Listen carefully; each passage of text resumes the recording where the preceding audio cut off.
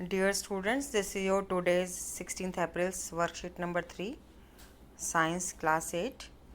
तो we were studying about micro organisms. तो अगर आपको याद हो तो एक माइक्रो ऑर्गेनिज्म है corona virus which is causing us कोविड-19 disease, and we must keep our self protected from this by wearing mask and maintaining the social distance. Whenever we return back home, we must wash our hands properly. So this microorganism corona can be removed. ठीक है.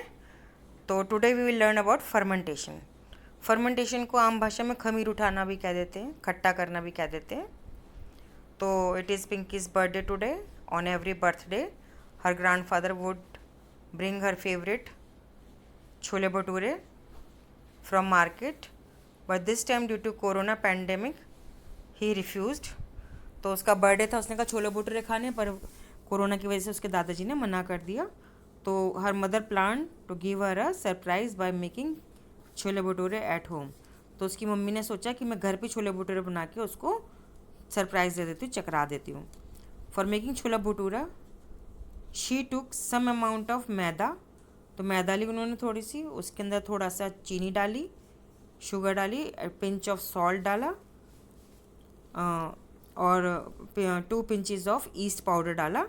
तो बेटा east को आम भाषा में खमीर कहते हैं, और ये सूखा हुआ खमीर जो है ड्राई पाउडर बोलते हैं, ये केमिस्ट की दुकान पे मिल जाता है.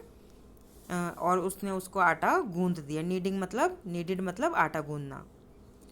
किसकी सहायता से? गर्म पानी की सहायता से. थोड़ा सा गुनगुना पानी लेते हैं, जैसे आपकी मम्मी आटा गूंदती हैं तो नॉर्मल पानी लेती है ना, लेकिन जब छोले भटूरे के लिए भटूरा बनाना हो तो आटा नहीं लेते हैं, मैदा लेते हैं, उसमें चीनी डालते हैं, नमक भी डालते हैं और ईस्ट पाउडर भी डालते हैं, और फिर उसको गर्म पानी, गुनगुने पानी से नीड कर देते हैं और उसको कंटेनर में छोड़ देते हैं फॉर 2 आवर्स, जबकि हम आटा ऐसा नहीं करते हैं. After few hours Pinky observe that the dough has risen up. तो उसने देखा कि डो जो था पहले तो ऐसे था और फिर ऐसे फूल के बड़ा हो गया. Increased in volume. From this dough her mother had made tasty and crisp bhature. तो उसने देखा कि जो राइज हो गया था आटा, उससे वो मम्मी ने भटूरे बनाए. Pinky was very happy to have her favourite dish on her birthday. Here the dough has rise up. तो उसने कहा यहाँ पे आटा क्यों उफना, क्यों बढ़ गया?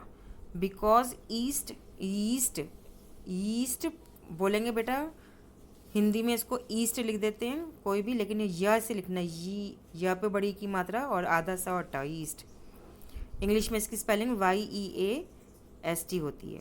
तो yeast present in dough which is a micro organism has started reproducing rapidly and released carbon dioxide during the respiration. तो जो ईस्ट पाउडर होता है वो स्लीपिंग माइक्रो ऑर्गेनिज्म होते हैं. जैसे उनको वाटर, ल्यूकवार्म वाटर, शुगर और डो मिलता है, वो राइज अप हो जाते हैं और वो रिप्रोड्यूस करना शुरू कर देते हैं, रेस्पिरेशन करते हैं, कार्बन डाइऑक्साइड रिलीज करते हैं, जिससे कि वो आटा फूल जाता है. The gas gets trapped in due to which the dough rises up. अब जो आटा होता है उसको वो तो खींचता है ना, उसके अंदर गैस ट्रैप हो गई तो वो इसलिए वो बाहर नहीं निकल पाती, उसके अंदर अटक जाती है. Her mother told her that this is how breads, cakes and pastries are made soft and spongy. This process is also used to make alcohol and acetic acid. तो बेटा अल्कोहल जो होता है दवाइयों में काम आता है, एसिटिक एसिड जो है पानी में मिला के इसको खट्टा करने के लिए यूज़ करते हैं, जिसको आप आम भाषा में सिरका कह देते हो. ठीक है. The process of conversion of sugar into alcohol is called fermentation. This process is discovered by Louis Pasteur in 1857. ठीक है. अब आपको चेक योर सेल्फ मतलब क्वेश्चंस करने हैं. तो बेटा ये जो लुई पास्चर था, तो इसने फर्मेंटेशन का प्रोसेस का डिस्कवरी करी थी कि शुगर से हम अल्कोहल कैसे बनाएंगे, चीनी से हम अल्कोहल कैसे बनाएंगे. ठीक है. Now the first question is define fermentation process, who discovered is. तो बेटा यहाँ से लिखेंगे आंसर इसका. ये वाली 2 लाइनें आपकी, ये जो लास्ट की 2 लाइन्स है, क्वेश्चन नंबर 1 का आंसर है. Question number 2 is name any 5 products that are made by using fermentation process. तो फर्मेंटेशन प्रोसेस से आपके ये लिखे हुए हैं, भटूरे हो गए आपके, और यहाँ पे आपका ये लिखा हुआ है ना बेटा, केक्स, ब्रेड्स, केक्स, पेस्ट्रीज, है ना। तो इस यहाँ से आप लिख दीजिए इनके नाम, 5 चीज़ों के नाम, ठीक है। Question number 3 is which micro organism is helpful in fermentation process. तो कौन सा माइक्रो ऑर्गेनिज्म है जो फर्मेंटेशन में हेल्प करता है, तो उसका नाम है बेटा यीस्ट। कहाँ पे लिखा हुआ है यीस्ट, ये रहा। यहाँ पर क्वेश्चन नंबर 3 का आंसर हो गया, ईस्ट शब्द लिख देंगे। क्वेश्चन नंबर 5 इज नहीं, question number 4, name any 2 food products of your choice which are made by fermentation process.